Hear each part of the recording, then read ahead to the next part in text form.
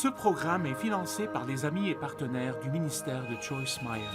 Dieu essaye de vous donner des réponses qui vous garderont loin des problèmes. Et il ne changera pas d'avis. Ça ne vous fera pas de bien de l'ignorer et d'espérer qu'il aura une réponse plus facile, parce qu'il n'en aura pas.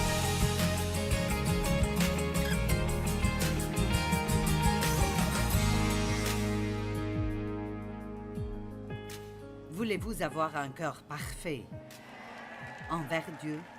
Et nous avons découvert hier que si vous voulez résumer cela en une seule chose, qu'est-ce que Dieu considère comme étant un cœur parfait? Et c'est quelqu'un qui l'aime de tout son cœur, son âme, sa pensée et sa force. Je veux dire, qui aime vraiment, vraiment, vraiment, vraiment Dieu et qui est entièrement, pas partiellement, mais entièrement dévoué pour lui. Tout ce que vous avez, tout ce que vous êtes, appartient à Dieu. Vous le savez. Et donc, c'est à sa disposition. Et Jésus a dit dans Jean 14 que si vous m'aimez, vous m'obéirez. Eh bien, vous pouvez l'entendre de deux façons. Vous pouvez entendre, eh bien, si vous m'aimez, vous m'obéirez. Je pense que c'est plutôt une promesse que si vous m'aimez vraiment, l'obéissance sera le fruit de cet amour. Ce ne sera pas de choses que vous sentez que vous devez faire et avec lesquelles vous combattez. Vous réaliserez que, juste parce que vous aimez Dieu, vous voulez faire ce qu'il veut que vous fassiez. Maintenant, il y a toujours un autre côté de nous qui veut combattre contre n'importe quoi de bien. La Bible dit que nous sommes morts au péché, mais elle ne dit pas que le péché est mort. Donc, tant que nous sommes ici sur cette terre, nous devrons faire face à la tentation du péché. Et la chair, parfois, veut faire ce qui est pécheur, mais l'esprit ne veut pas faire de péché. C'est pour cela que parfois vous sentirez que vous êtes en guerre, tiré dans deux directions différentes. Donc, c'est très simple. Si vous nourrissez votre esprit de la parole de Dieu, et elle se présente sous plusieurs formes. Depuis que vous êtes entré ici, vous êtes submergé dans la parole. La musique est pleine de la parole. Tous ceux qui sont venus et vous ont dit quoi que ce soit, c'est plein de la parole. Aujourd'hui, je veux vous parler de la parabole du semeur.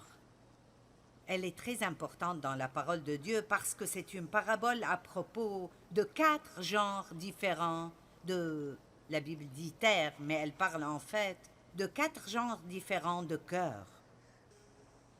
4 différents états du cœur et comment ces 4 cœurs différents entendent ou n'entendent pas la parole de Dieu.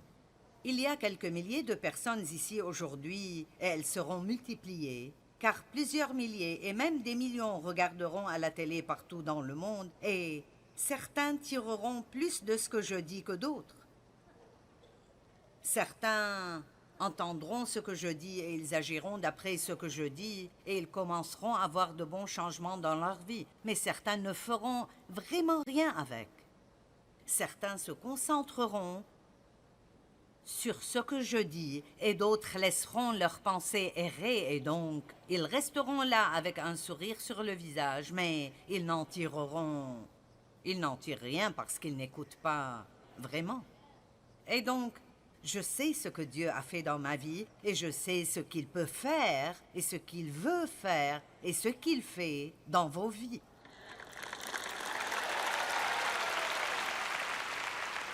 Je veux tellement que vous ayez la bonne vie que Jésus est mort pour vous donner. Et la seule chose qui rendra ça possible est que vous... Maintenant, écoutez bien. Connaissez la parole et agissez d'après ce que vous entendez. Écoutez sans rien faire est vraiment inutile. La seule chose Si vous savez beaucoup de choses, mais vous n'agissez pas d'après cela, alors vous devenez orgueilleux à cause de tout ce que vous savez et vous voudrez dire à tout le monde quoi faire. Mais si vous ne le faites pas vous-même, ça ne changera pas votre vie. Ce n'est pas juste d'écouter, ce n'est pas juste de souligner dans votre Bible, c'est de faire ce que vous entendez. Et donc le but, quand vous venez à un endroit comme ça, est soit d'être encouragé, de « je fais ceci » ou « je dois m'améliorer » dans ce domaine. Je suis heureux d'avoir entendu cela parce que j'ai besoin de ton aide dans ce domaine, Seigneur. Ne prenez pas la peine d'aller à l'église si vous n'y allez pas avec l'intention d'apprendre quelque chose qui vous aidera à grandir et devenir plus comme Christ dans votre vie de tous les jours.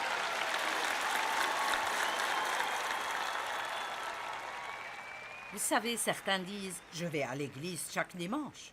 Eh bien, c'est bon pour vous.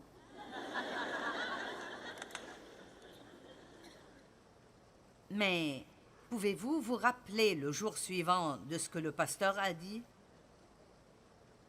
J'espère que demain, quand quelqu'un vous demandera de quoi a parlé Joyce, que vous pourrez lui dire pas seulement « je ne sais pas, mais c'était vraiment bien ». Vous savez. Et ce qui est intéressant là est que Jésus a dit à ses disciples, si vous ne comprenez pas cette parabole, vous ne pourrez comprendre aucune des paraboles. Waouh, quelle déclaration! Si vous ne comprenez pas cette parabole, vous ne comprendrez aucune des paraboles. Et ensuite, il dit aussi dans Marc 4, 24, et ceci est très important, la mesure d'étude dont vous vous servez pour la vérité que vous entendez est la mesure de vertu et de connaissance qu'on vous appliquera. Je répète, la mesure de pensée et d'étude, remarquez bien, de pensée et d'étude dont vous vous servez pour la vérité que vous entendez et la mesure de vertu, ce qui est un autre mot pour la puissance, et de connaissance qu'on vous appliquera. Je fais ma part. Mais si vous ne faites pas votre part, eh bien, vous passerez peut-être du bon temps, mais je veux que vous ayez plus que du bon temps. Je ne veux pas que vous soyez désolé d'avoir investi ce temps. Et je veux que dans un an, vous pourriez vous rappeler quelque chose a changé dans ma vie il y a un an, quand je suis allée à cette conférence. On m'a raconté une histoire. La dame me l'a racontée elle-même et je vais prendre le temps de vous la raconter. Elle était à l'une de mes conférences il y a des années. À cette conférence, nous servions des repas et donc des gens étaient assis à des tables rondes de peut-être 8 ou 10 par table. Et donc cette dame est venue. On avait abusé d'elle, elle avait toutes sortes de problèmes dans sa vie. Et elle est venue chez moi à la fin de la conférence et elle a dit « J'ai découvert ce week-end pourquoi je n'ai de victoire contre aucun de mes problèmes. » Et elle a dit « Quand je t'ai entendu enseigner, et nous avons parlé entre nous ce week-end, elle a dit, j'ai découvert que chacune de ces autres dames avait des problèmes similaires. Elles avaient toutes eu la victoire, elles avaient été libérées, mais pas moi. Et elle a dit, comme je les écoutais parler, elles parlaient de choses que Dieu leur avait dites et de choses que Dieu leur avait révélées, et elles les ont faites et leur vie a changé. Elle a dit, sais-tu que chaque chose que Jésus leur a dit de faire, il me l'a dit aussi. La seule différence est qu'elles les ont faites et pas moi.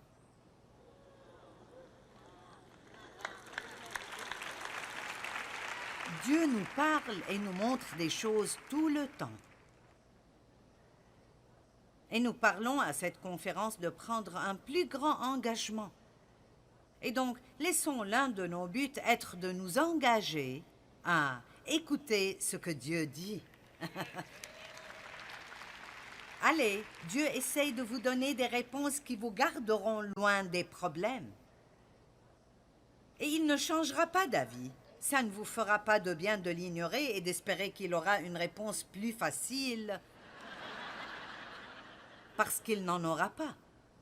Et je sais que toute personne présente ici, parce que Dieu ne fait pas exception de personne et la parole marche pour tout le monde. Il dit quiconque.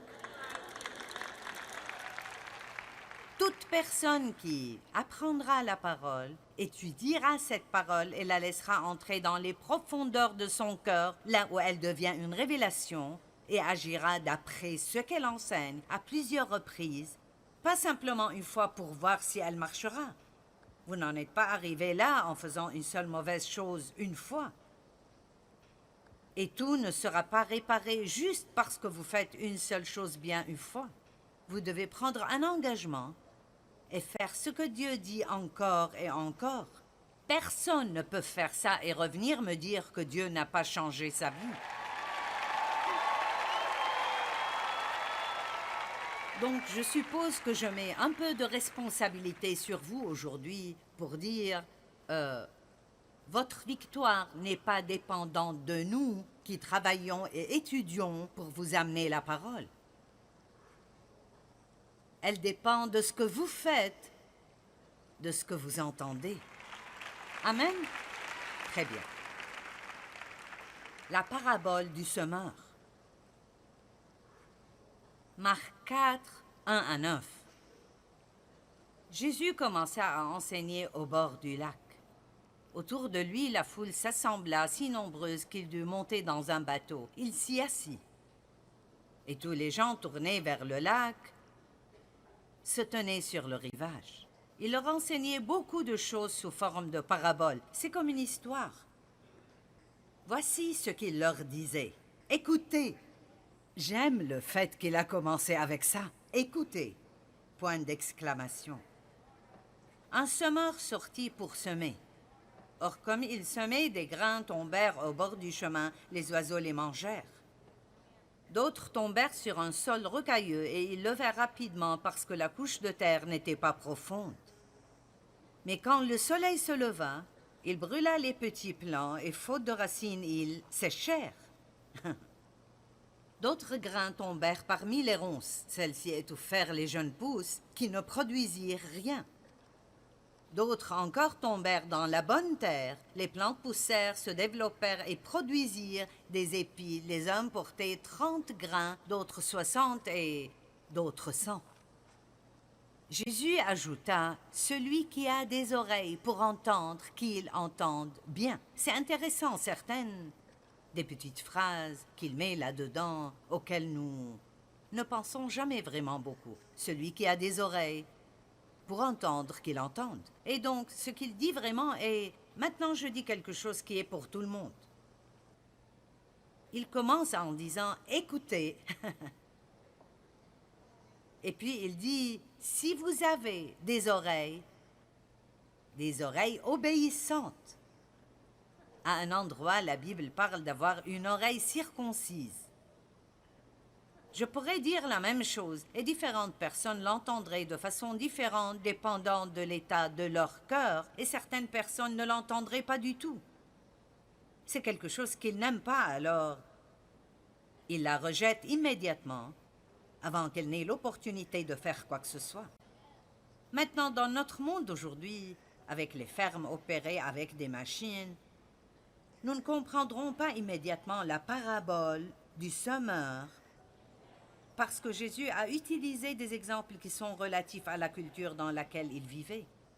C'est une parabole tirée de la communauté des fermiers du temps de Jésus. Mais ses auditeurs auraient immédiatement reconnu la scène et se seraient identifiés avec le message. Tout le monde vivait grâce au travail de la ferme, excepté les très, très riches. Maintenant, ma grand-mère avait un jardin. J'étais dans son jardin assez souvent. Maintenant, je ne suis certainement pas une fermière, mais je sais certaines choses. Certains d'entre vous ont planté des jardins, peut-être des légumes ou au moins des fleurs. Donc, vous savez que vous n'aurez jamais de récolte si vous ne plantez pas une graine d'abord. Amen? Tant que la terre reste, il y aura du temps pour la semence et pour la récolte. Vous plantez votre graine dans la terre, puis il y a toujours du temps. Et puis, éventuellement, il y a une récolte. Eh bien, le semeur qui sème est le Saint-Esprit. Maintenant, il utilise ma bouche aujourd'hui, mais c'est l'Esprit Saint qui sème la graine de la parole de Dieu dans votre vie.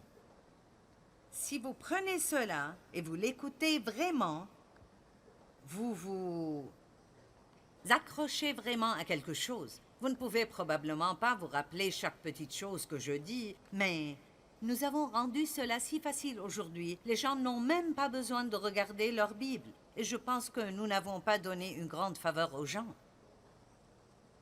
Tout dans la vie est tellement facile aujourd'hui. Vous devriez voir ce que je devais faire avant pour étudier pour un seul message.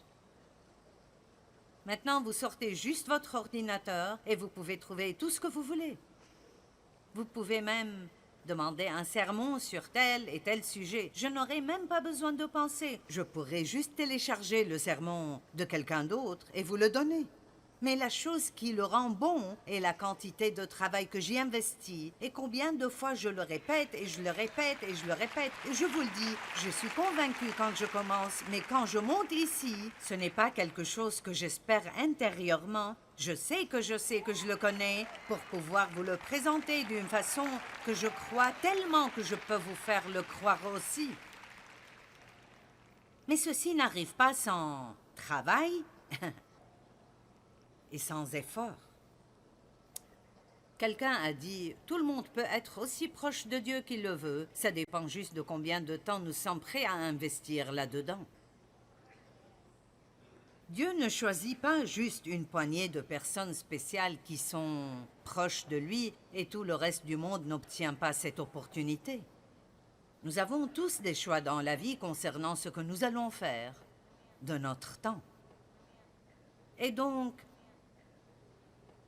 il n'y a rien dans cette parabole qui dit « Ça a bien marché pour certaines personnes, mais pas pour d'autres parce que la qualité de la graine que certaines personnes ont eue était meilleure que d'autres. » La graine que je vous donne aujourd'hui est parfaite. C'est une graine en bonne santé. C'est une bonne graine. Donc, il n'y a rien de mal dans cette graine. Si vous ne tirez rien de ceci, ce n'est pas à cause de la graine. C'est l'état de votre cœur et comment vous entendez. 4 genres de terre, 4 genres de cœur. La première était le bord du chemin. Il était si dur que quand le semeur, c'est comme s'il avait un sac autour du cou et il était plein de graines et il en jetait juste partout. Et c'est vraiment ce que je fais aujourd'hui. Je les jette. Et c'est palpitant de penser que nous sommes ici à Ohio, avec quelques milliers de personnes ici, mais ce message est enregistré et ira tout autour du monde en 100 langues différentes. Donc, mon Dieu, nous semons aujourd'hui. Nous jetons des graines partout. Mais certaines personnes verront cela sur leur télé et diront « Oh oui, une autre de ces fanatiques de la Bible. » Parce qu'elles ont un problème de cœur. Elles ont une mauvaise attitude. Certaines personnes ont une mauvaise attitude contre des personnes comme moi et elles ne savent même pas pourquoi. C'est étonnant les choses que nous croyons et nous ne savons même pas pourquoi. Oh, quelqu'un a dit une fois, donc, j'ai dit d'accord. Des graines sont tombées sur un sol rocailleux, d'autres parmi les ronces et d'autres dans la bonne terre. Il n'a pas donné plus d'explications à ce moment-là à la foule, mais plus tard, Jésus a pris ses disciples de côté et il leur a dit « Vous ne comprenez pas cette parabole? Comment alors comprendrez-vous les autres paraboles? » Eh bien, je n'ai jamais vraiment pensé à cela autant que je l'ai fait quand je me préparais pour ceci. Et j'ai pensé, ceci est important. Si vous ne comprenez pas ceci, vous ne comprendrez aucune des autres paraboles. Je vais expliquer ceci pour voir pourquoi Jésus a dit ceci. Tout d'abord, les gens ne comprenaient pas pourquoi Jésus est venu. Ils ne comprenaient pas. Il est venu pour amener une révolution. Et une révolution veut dire que les choses se retournent et quelqu'un vient et commence à faire des choses que personne n'a vues avant et cela amènera de grands changements. Les gens ne comprenaient pas le type de révolution qu'il amenait. Ils voulaient, écoutez, ils voulaient et s'attendaient à ce qu'il se révolte contre les gouvernements injustes et établisse un trône terrestre pour lui-même et règne sur le monde. Ses disciples ont vraiment pensé qu'il allait établir un trône quelque part et qu'il serait ces gars importants et qu'il allait donner des ordres et réparer ce qu'il n'allait pas.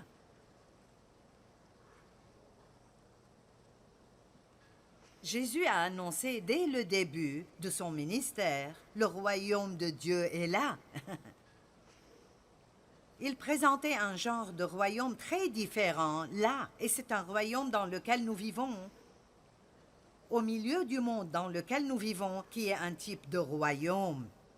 Nous, les croyants en Jésus-Christ, nous vivons dans un autre royaume qui est un peu comme un royaume secret que personne ne peut comprendre, sauf s'il est un croyant. Nous le comprenons, mais le monde ne le comprend pas. Amen. Je viens de faire toute une série de messages. Il y a 1 ou 2 conférences à propos du royaume secret dans lequel nous vivons. Et j'aime l'appeler le royaume à l'envers parce qu'il est vraiment l'opposé polaire du monde. Si vous voulez plus, vous devez donner plus. Si vous voulez être premier, soyez les derniers. Si quelqu'un vous exploite et vous traite injustement, vous n'avez pas besoin de perdre votre vie à les haïr. Vous pouvez leur pardonner. Allez, vous feriez mieux d'être plus enthousiasmé que cela. Savez-vous que les gens qui ne sont pas sauvés n'ont pas d'autre option que de haïr, de vouloir prendre leur revanche et d'être plein d'amertume et de laisser cela les consumer et ruiner leur vie? Mais nous avons une autre option. Dieu nous fortifie. Il nous permet, en fait, d'avoir la compassion envers la personne qui nous maltraite. Et nous pouvons dire, comme Jésus l'a dit, « Père, pardonne-leur, ils ne savent pas ce qu'ils font. »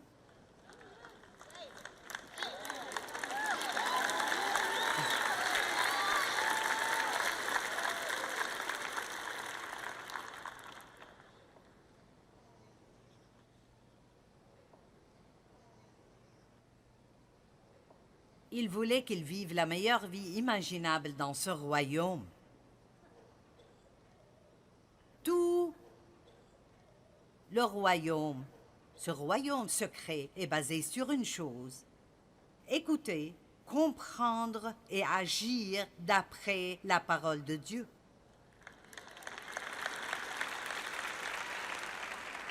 Je ne sais même pas comment dire à quelqu'un qui ne sait pas déjà combien les paroles de ce livre sont puissantes. Je veux dire, Mike partageait juste 2 témoignages avec moi aujourd'hui de 2 magnifiques dames amish qui sont là. Et l'une d'entre elles a dit qu'on a abusé d'elle et que ça arrive beaucoup dans cette communauté très patriarcale. Et elle cherchait de l'aide. Elle est allée à la bibliothèque publique et a trouvé un tas de mes livres. C'était le champ de bataille de la pensée. Et sa vie a été complètement transformée. Et maintenant, elle enseigne.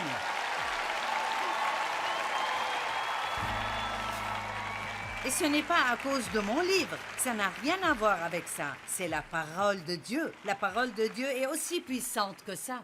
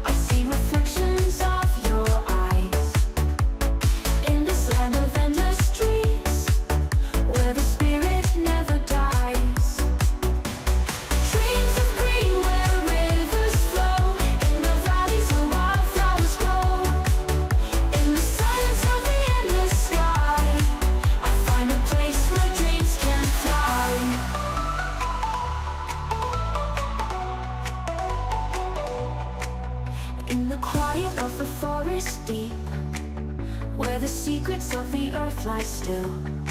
I find a promise I will keep, in the streamscape where time stands still. The canopy above me spreads